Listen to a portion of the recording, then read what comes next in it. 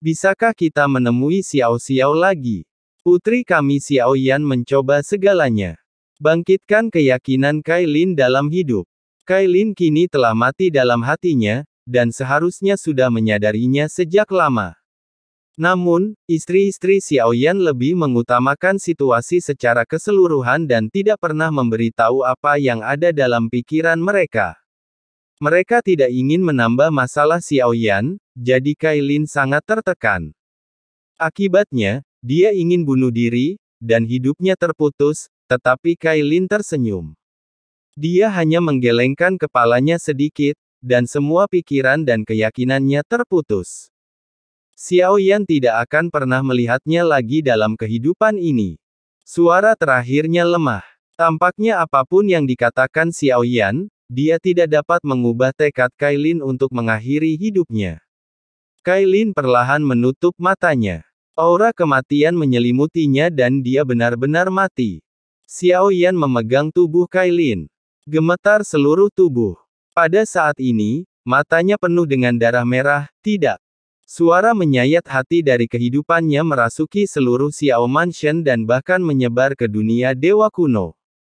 Ratu di paviliun Qianji berhenti melukis, dan ada sedikit cahaya keemasan yang bersinar di matanya. Dia sebenarnya sudah mati. Dia adalah wanita yang teguh pendiriannya, sangat tegas, tetapi dia tidak tahu bahwa hal itu akan membuat kekuatan Xiao Yan menjadi mandek. Wanita ini tidak bisa mati. Sang ratu sedikit mengernyit, dia mengerti betul. Jalan yang dijalani Xiao Yan adalah perlindungan. Kematian Kailin akan berdampak langsung pada kondisi mentalnya. Begitu suasana hati terguncang, peradangan akan mereda.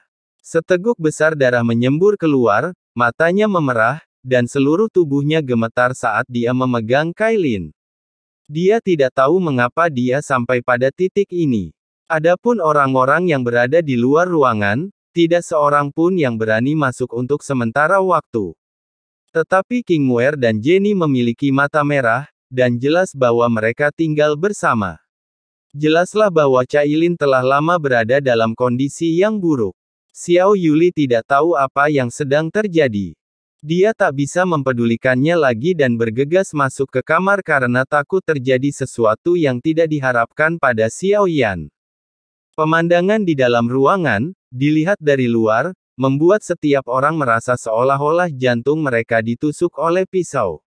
Detak jantungnya seakan berhenti saat itu juga saat ia melihat Xiao Yan yang memuntahkan darah. Pakaian dan rambutnya bergerak tanpa angin. Xiao Yan yang biasanya tenang dan kalem, kini menampakkan ekspresi kegilaan di matanya. Bahkan Xiao Yuli yang bergegas masuk pun tercengang. Ia begitu terkejut hingga tubuhnya lemas dan ia berlutut di tanah. Apakah ini Ibu Kailin? Xiao Yuli mengingatnya dengan sangat jelas, meskipun dia tidak menghabiskan banyak waktu bersama Kailin. Faktanya, Xiao Yueli datang mengunjungi Xiao Mansion berkali-kali selama 10 hari Xiao Yan pergi. Kailin yang selalu bersikap acuh tak acuh memperlakukan Xiao Yueli dengan lembut. Seolah-olah dia adalah darahnya sendiri. Xiao Yuli mengeluarkan kalung sisik dari depannya. Dia masih ingat bahwa ini dibuat untuknya oleh Ibu Kailin. Yueli, kamu sangat cantik, dan sangat mirip Suner. Untungnya, itu tidak seperti bisikan ayahmu, seolah-olah itu tepat di dekat telingamu. Mata merah Xiao Yuli meneteskan 2 baris air mata. Ayah, Kailin, Ibu, apa yang terjadi? Xiao Yan tiba-tiba mendongak dan menatap Yueli. Dia baru ingat bahwa Yueli adalah Raja Ming, yang bertanggung jawab atas reinkarnasi banyak kehidupan di Sensi. Yueli, kumohon selamatkan segera, Ibu Cailin. Xiao Yan berkata dengan cemas, sambil memegang tubuh tua berwarna-warni di tangannya, yang begitu ringan hingga membuatnya sangat takut. Masa hidup Ibu Kailin belum berakhir, mengapa dia meninggal?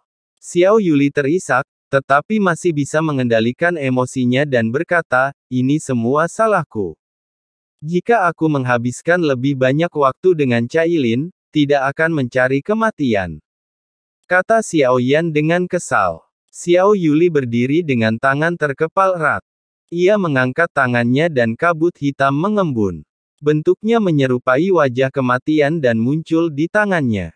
Sabit malaikat maut jatuh ke tanah.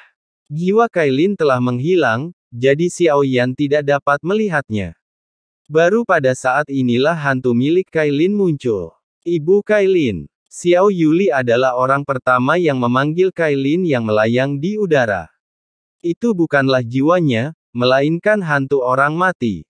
Seluruh tubuhnya transparan, tetapi penampilannya sama seperti saat dia dalam kondisi paling cantik. Yueli, apakah aku tidak mati? Jalan Ibu Kailin menuju reinkarnasi memang telah dimulai. Tetapi mengapa reinkarnasi? Ayah dan kakak Xiao Xiao, mereka semua sangat merindukanmu. Semua orang akan sedih jika kau meninggal. Suara Xiao Yuli keluar perlahan, hantu Kailin menundukkan kepalanya dalam diam, aku telah memberi cukup arti pada hidupku. Biarkan aku pergi. Suara halus Kailin terdengar, tetapi dia masih bertekad untuk pergi. Xiao Yuli menatap Kailin, tiba-tiba menutup matanya, lalu membukanya lagi. Matanya yang merah muda tertutupi warna hitam. Dan dia menatap Kailin sejenak. Kegelapan di mata Xiao Yuli menghilang begitu saja. Ada keraguan di wajahnya. Xiao Yueli kemudian mengangkat kepalanya dan menatap Xiao Yan dengan tatapan rumit, seolah ada sesuatu yang disembunyikannya. Jika ayah dan ibu Kailin bereinkarnasi lagi, menurut perkiraanku, alam dan kekuatan Ibu Kailin pasti jauh melampaui kehidupan ini. Dan setelah menerobos ke keabadian cabang-cabang bumi, seseorang akan mengingat kenangan kehidupan ini. Terlebih lagi, jika Ibu Kailin tidak bertemu ayahnya di kehidupan ini, kemungkinan besar dia akan menjadi salah satu dewa abadi dan kuat di dunia sensi. Xiao Yuli menyampaikan pesan itu kepada Xiao Yan pada saat ini, karena kata-kata itu adalah rahasia yang diungkapkan kepada Xiao Yan sebagai hal yang tabu.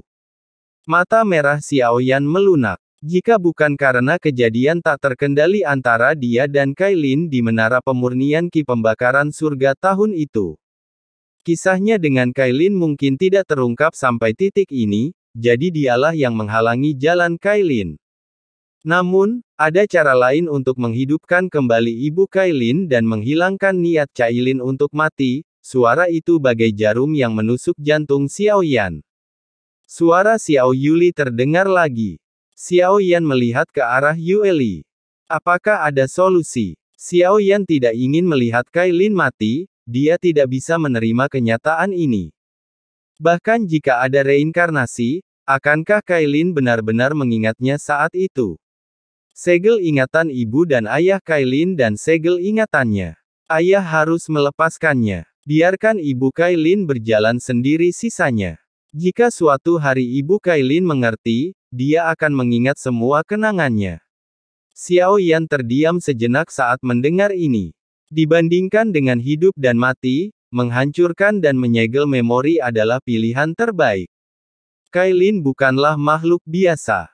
Mungkin Xiao Yan pernah salah sebelumnya. Yueli yang baik, selama dia masih hidup, lupakan saja dia.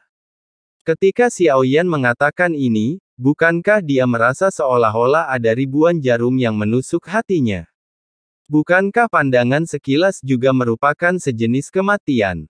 Tetapi mengingat cinta Xiao Yan pada Kailin, ini sudah merupakan pilihan terbaik. Xiao Yuli mengangguk, dia mengangkat tangannya, dan jiwa Kailin benar-benar kembali ke tubuhnya. Kekuatan reinkarnasi Xiao Yuli menyelimuti Kailin, dan pada saat ini, dia memiliki semua ingatannya tentang Xiao Yan. Bahkan putrinya sendiri, Xiao Xiao, semua kenangannya masih ada di sana, disegel. Aura mematikan pada Kailin berangsur-angsur menghilang, dan tubuh kurusnya mulai mendapatkan kembali vitalitasnya. Dalam sekejap mata, dia berubah menjadi Ratu Medusa yang gemuk, anggun, dan dingin lagi.